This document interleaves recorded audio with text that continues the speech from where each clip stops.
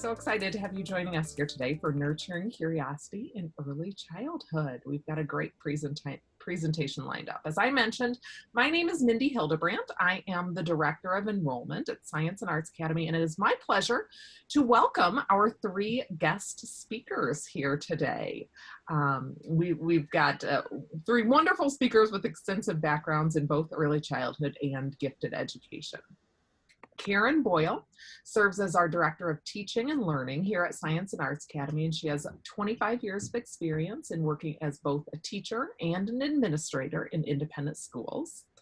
Julie Gibbons and Amy Jacobs make up our junior kindergarten and kindergarten teaching team here at Science and Arts Academy.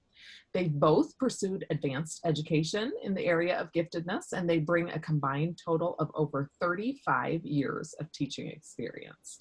So we're pleased to have all three of them here today to share their expertise in nurturing curiosity in early childhood. So without further ado, I will go ahead and turn it over to Karen to get started. So welcome, Karen.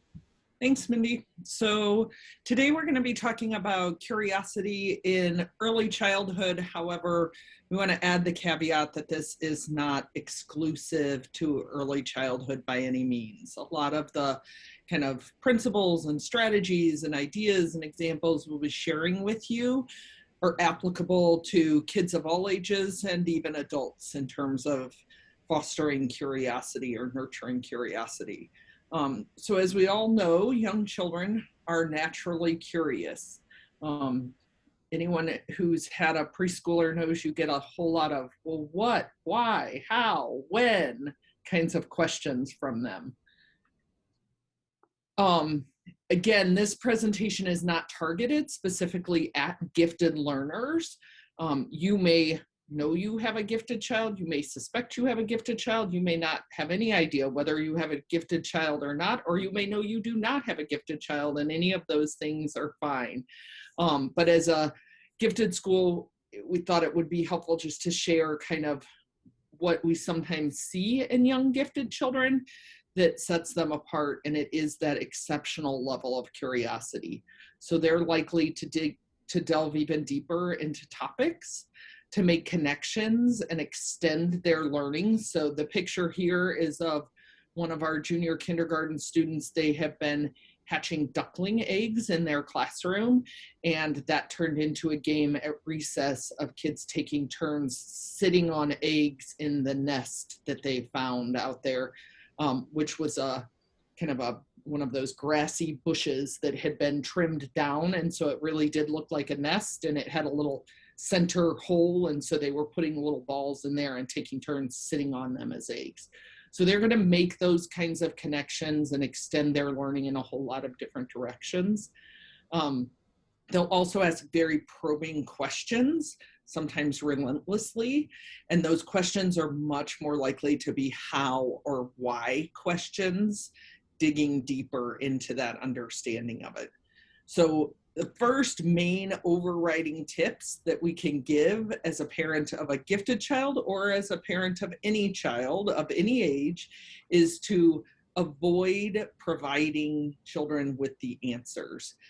Instead, really ask those questions to encourage thinking. So kind of answering the question with a question will often encourage their curiosity and thinking.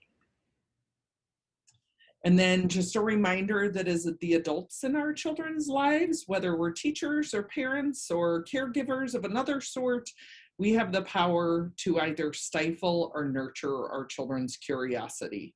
And so find those ways to really be playful and to bring out their curiosity. And that's what we're here today to talk about. We're going to share some general strategies as well as some specific examples for how to do this.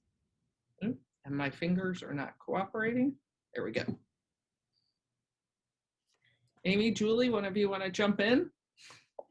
So embrace the mess. You may know that being curious and being creative often go along with mess, but our young children learn through play and through touch and their senses. So we like to encourage them to explore things. Touch things, feel things, see what happens. play in messy things. My Julie, nieces are not allowed to play with Play-Doh or glitter or write in shaving cream or anything at their houses. So my sisters know that they can come to my house to do those things. so as we are exploring the idea of embracing the mess, this also goes along with chaos. Chaos in your house, in your playroom, in the classroom, on the playground, in the garage. Allowing children to really explore things in ways that you might not think that they could. So this is kind of my main idea, that curiosity does not have to have an end product. So when you think about things that we do as adults, we usually have some kind of end in sight. But for children and gifted learners, but all children, sometimes the path to get there is what's most fun.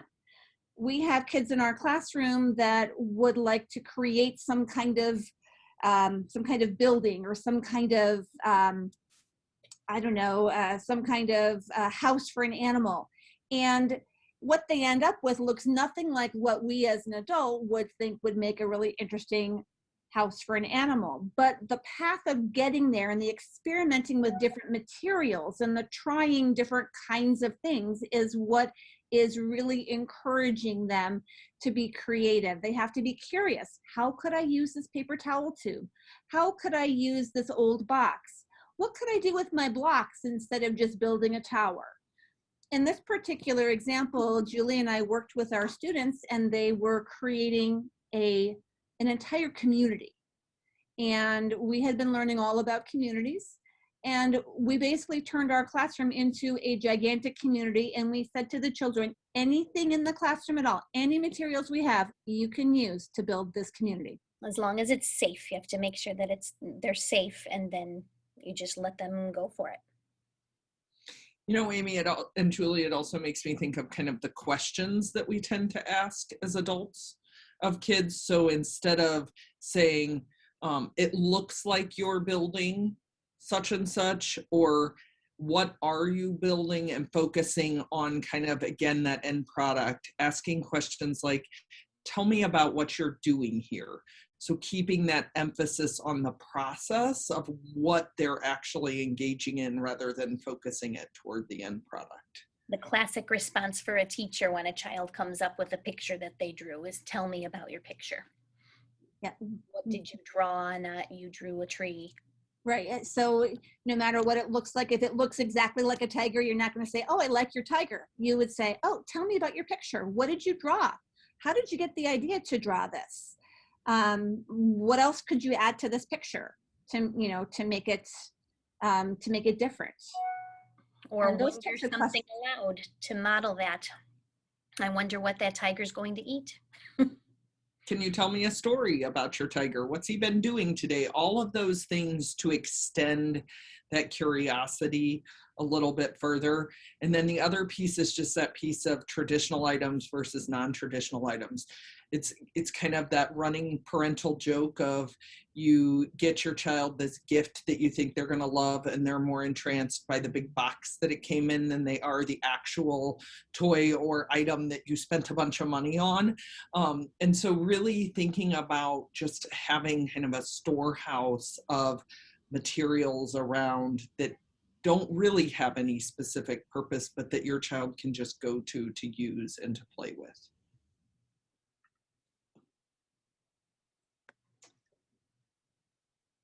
So go ahead.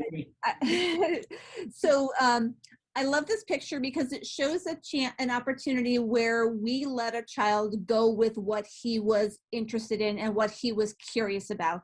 This particular student absolutely loved numbers, and he was interested in learning about numbers and everything there was to do with math. And one of the things you may find is your child may fixate on a particular topic or have something that they absolutely love and they know everything about it. And that is a great thing for them to have. Part of fostering creativity is then thinking, how can you extend that curiosity about numbers, in this child's case, to something else? How can you visually represent the number? And this number was almost 2,000. So he was wondering about big numbers and he just liked doing addition and subtraction. Well, how can you visually represent that number? And this is what he came up with.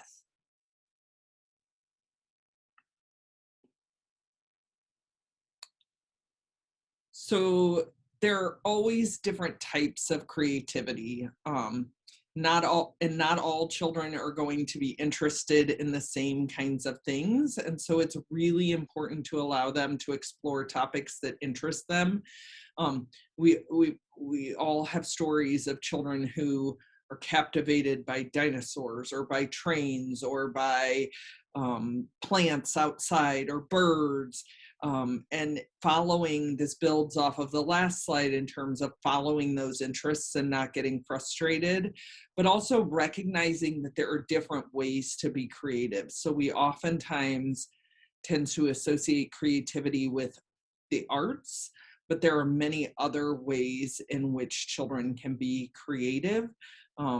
Mathematical, scientific, linguistic, so playing with language, all of those kinds of things. So just thinking of creativity as more than just arts and crafts projects or music and dance in your homes. Absolutely. Like linguistic creativity would be, I mean, what comes to mind, of course, is creating stories, but does your child make up songs? Does your child make up poems? Do they enjoy wordplay, knock-knock jokes, anything that allows them to create something using language? Does your child know more than one language? Do they like counting in 4 or 5 different languages? We have a little boy who's fascinated by different alphabets. So we've been printing him out alphabets in different languages, and that's what he does during his free time, is he looks at these different alphabets, and it's fine. Yep, he's got Chinese, he's had Arabic. I'm trying to remember, he was going in ABC order, and I think B was something like a Baltic language. So you find what kids are interested in, and then you can provide resources to help them really explore that. He's also taken to doing his math in Roman numerals. And I think the key there, though, is the allowing them to explore that. So rather than sitting down and trying to teach them a different alphabet or helping them to learn the different alphabet, just providing those resources and allowing the child to explore, and then following the kinds of questions that they ask, or asking them questions. And even if you don't know much about those different alphabets, you can ask questions that will spark your child's curiosity and creativity. Things like, what do you notice that's similar and different in these alphabets? Which one is most visually appealing to you? Which one's least visually appealing to you? Just those kinds of questions that get them thinking about it in different sorts of ways.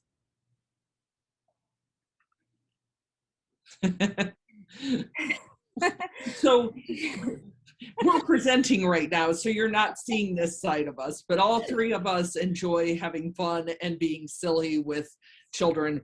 And this beautiful photograph of Amy and Julie came about because I read to the children each week in the classroom, and I read Miss Nelson is Missing. And if you're not familiar with that story, it's about a teacher who disappears and a substitute comes. The substitute is actually Miss Nelson herself, dressed up as kind of a wicked type of character, Viola Swamp. Do I have the name right, Amy and Julie? Yes. And so one day, shortly after I had read this book, Viola Swamp appeared in the classroom, and children experienced a day with Viola Swamp. So, you know, I think it's important to always remember to have a sense of humor with our kids and to let them observe us being creative and silly and curious as well.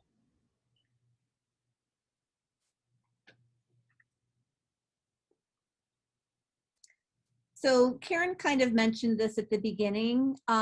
We want to not discourage children, we want to encourage them. And one of the fastest ways to slam the door on curiosity is to correct mistakes. children need to be able to explore and experiment and discover things on their own. And that's really a key to developing a good sense of curiosity. If somebody provides the answer for you every time you ask a question, they're going to stop asking. If somebody says, oh no, that's not the way you draw a dog, that's incorrect, that's slamming the door on their ideas, and they're going to become more reticent to be creative and may become less curious. So I don't know, Julie, what else do we have to say about this? I feel like it's such an important thing. Yeah, it destroys their self-esteem too if they're told that they're wrong all the time. If everything they do gets corrected, they need chances to be able to just explore and not have anything be wrong.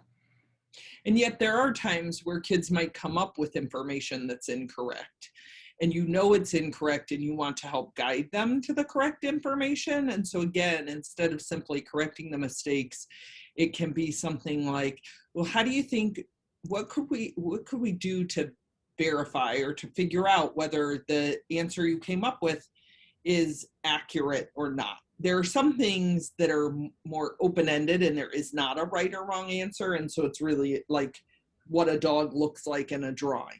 That's an open-ended kind of thing, that there can be many ways to visually represent a dog. But if it's more informational and your child is presenting incorrect, truly incorrect, inaccurate information, then helping guide them to how they can themselves check to see, kind of fact check their own information is a great skill to teach them, and will allow them to learn how to do that more independently as they get older.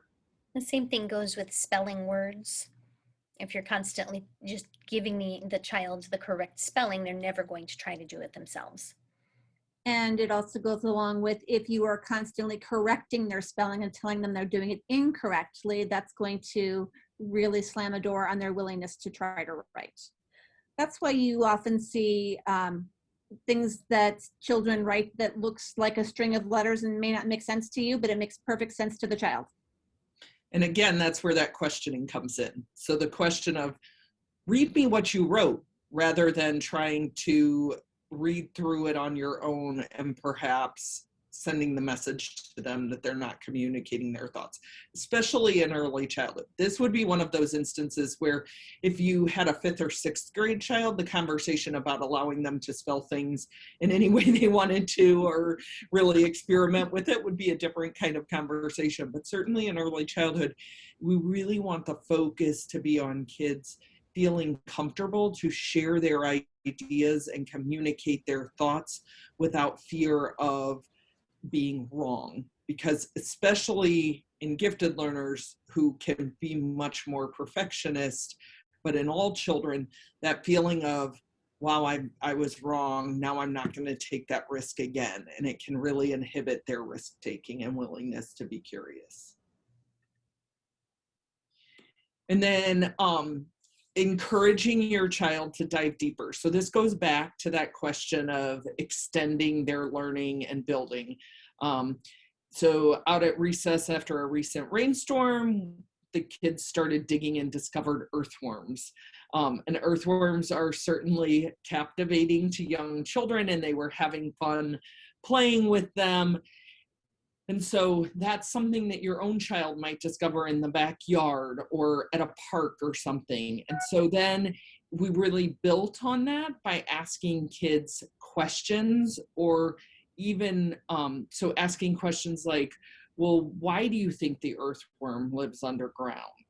What does the earthworm's skin feel like to you? Why do you think its skin is that way? I wonder what earthworms eat when they're underground. I wonder where their mouth is, all of those kinds of things.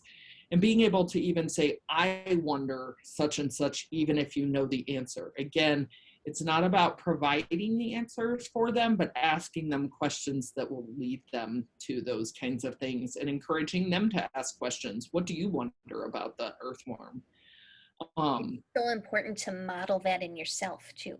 If you show that you're curious about something and that you are perfectly fine being wrong and then looking up the correct answer, then they're going to follow your lead and be that way too.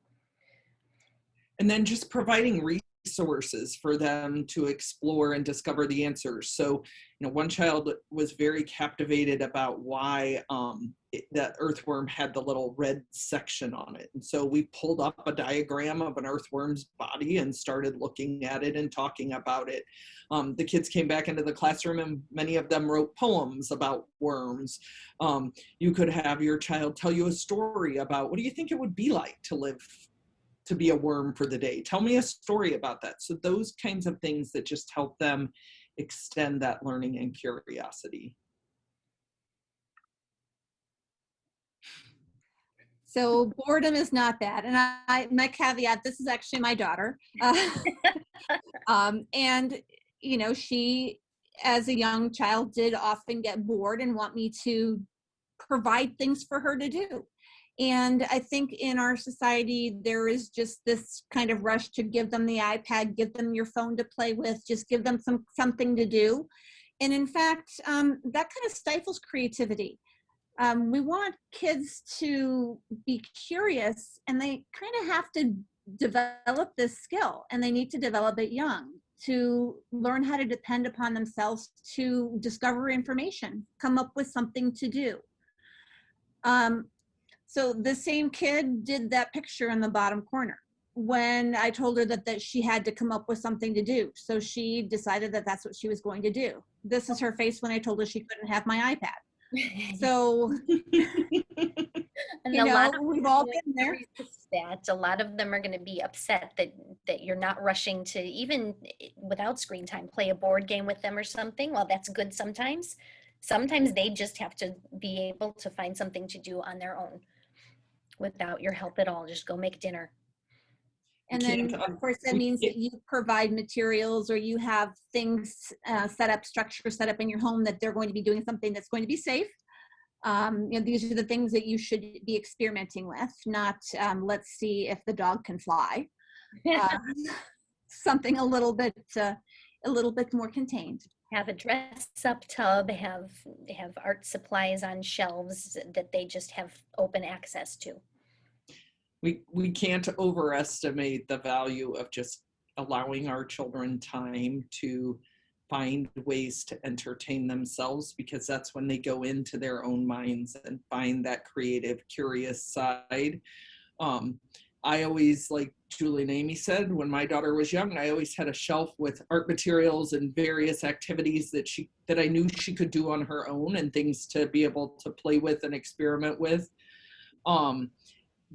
But I also had on my refrigerator door a list of jobs, so tasks that she could do around the house to help out. And when I got I'm bored, I need something to do, if she wasn't interested in going and playing with the things that were available for her to play with, I'd say, well, great, then I have this list of things that we need to get done around the house. Feel free to pick whichever one of those you'd like to do instead. And inevitably the toys, the games, the art materials, the cardboard boxes became much more appealing. I did that too. I don't think a single task ever got done.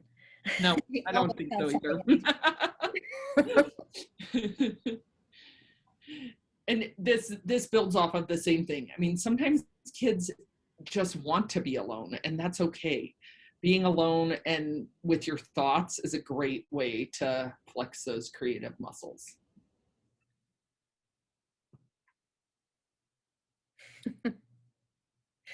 One of the most important things that you can do for your child is to give them plenty of unstructured time. I mean, look what these kids did when we just gave them free time. We didn't cups and a stack of cups. Yeah, that was it. And this is what they did. And they were learning all kinds of things about physics and geometry and teamwork. But they wouldn't do that if we had scheduled an activity for that time, or pulled out the computers and let them play games. So doing activities is great. Having scheduled activities is good for children, but avoid over scheduling, because children need that time to allow themselves to be curious and be creative. And that brings us right up to the end time. So thank you so much and we probably have a little bit of time that we could do a few questions, but thank you so much for listening to us as we talk about one of our as we've talked about, one of our passions, which is really nurturing curiosity in children and allowing them the freedom to be the curious, creative little beings that they naturally are. Well, thank you, Karen and Amy and Julie, for sharing your expertise on this incredibly important topic. We received a couple questions, so I am happy to ask a few of those, but first I want to acknowledge we did promise this is a 30-minute event, so if you need to jump off, this concludes the end of the formal presentation part, so definitely feel free to do that if you need to jump off, but if you're able to hang on for a few minutes, we'll go over a couple of the questions that were submitted. And if anyone else has any other questions, feel free to submit them in the chat to myself, Mindy Hildebrandt, and we can take a few. We'll take a couple minutes for a couple questions here. So jumping in, one question we received here is from a family with, let's see, 3 different kids in 3 different ages, asking how to meet the needs in their specific situation of a gifted 7-year-old, 4-year-old, and 18-month-old child all at the same time. So I know you've touched on some different strategies, but can you speak to that a little bit more with multiple kids at multiple different age levels?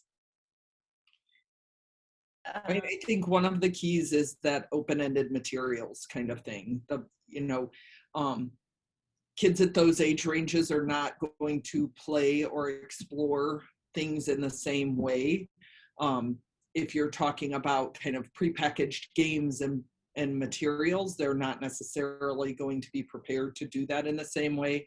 But giving them a variety of materials and allowing them to use them in open-ended ways, and then giving them each an opportunity to share maybe what they came up with or something like that might be a good way to balance the needs of kids at a variety of different ages. You have to make sure that they're safe for the little one. So you can't have anything with small pieces, obviously, if you're gonna do this all at the same time. But you can always go for nature walks and look for things on the ground. You can save boxes and challenge them to build the tallest tower that they can. The 7-year-old will enjoy the challenge of building it tall, while the little one will probably just stand them up and kick them over. But either way, they're all being curious.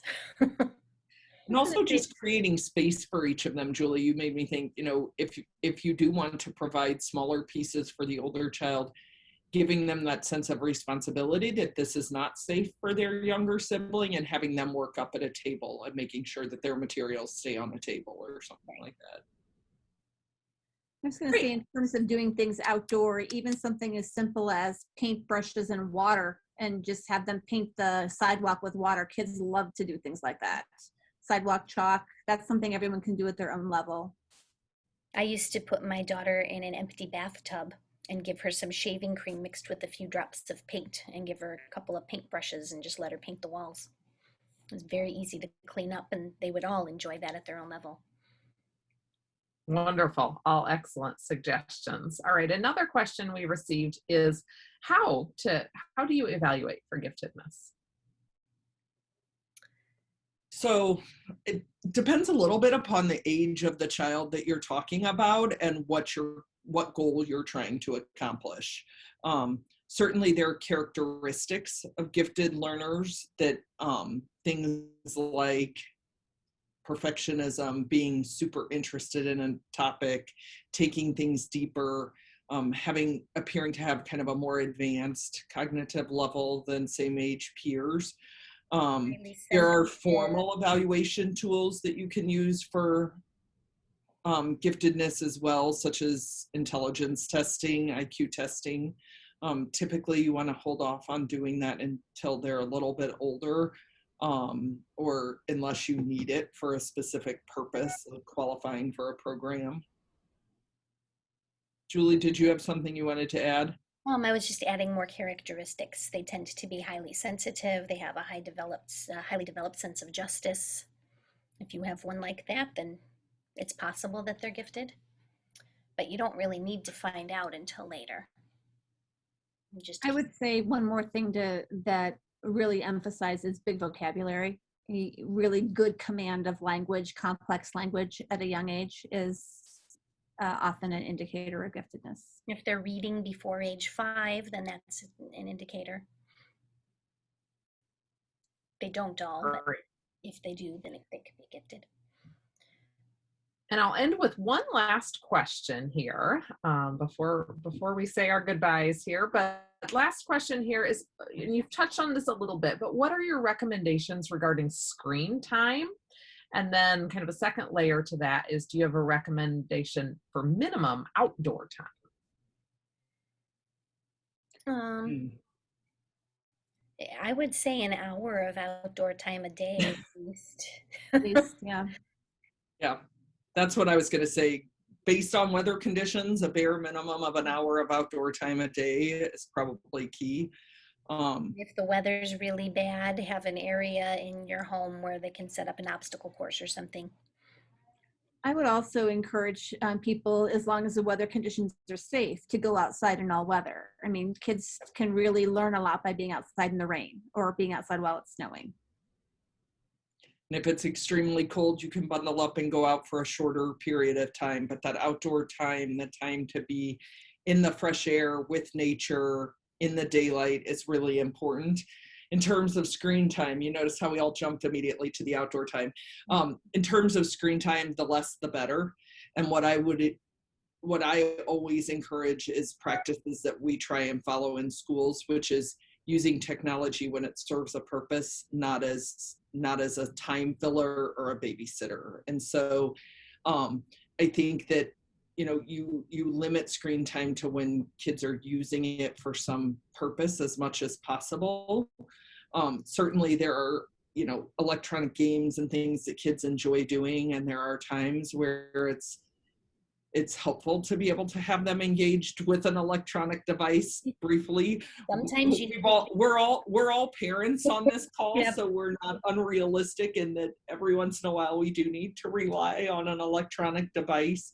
But all of the research points to the more time children spend in front of screens, the less they develop other areas of their minds, socially, emotionally, cognitively. Less physical development occurs. And so,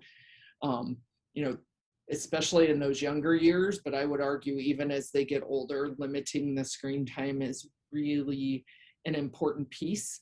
I also would say be careful about, you get X amount of screen time a day or X amount of screen time a week. I think that sets this artificial limit to a certain extent. You are the parent, and it is within your right to kind of say, this is an appropriate time for you to be on the screen, or this is not an appropriate time for you to be on a screen. So try to avoid locking yourselves into, well, I get a half an hour a day, so you have to give me that half an hour a day. That can be a dangerous trap. It's also kind of dangerous to use it as a reward. They'll start to value it even more. If you eat all your vegetables, you get an extra 15 minutes of screen time. If you need a reward, make it something that's not tied to something you don't want them doing too often. And I would say don't get kind of sucked in by the idea of the educational software and educational programs. I mean, a lot of the apps and TV shows now have educational, this show helps children develop social emotional experiences and things like that. Take that all with a hint of caution that too much of it is not going to be beneficial. Well, And realize anyone can say this is educational. Just one more thought along those lines. Look for the open-ended kinds of apps. So, letting your child use the drawing tool to draw on an iPad, or encouraging them to use the voice recording feature to record themselves singing a song or making up their own song. So the more open-ended ways in which they're using those screens, the better. It tends to be less addictive or hooking than the games and even the educational games that have these reward systems and levels. Kids can get very hung up on moving up through the levels or earning certain titles or rewards within those game programs. Especially the gifted ones. Yes, that's true. They can become very Get competitive. very intense. Yeah, we've had to limit some of those programs in our classroom sometimes. Well, thank you all for answering these questions and just sharing your expertise and insights into some strategies that parents can use at home to help nurture and foster that curiosity and creativity in young learners. So again, thank you all for coming. Thank you for being a part of this presentation. And Julie, Amy, and Karen, thank you for sharing your expertise.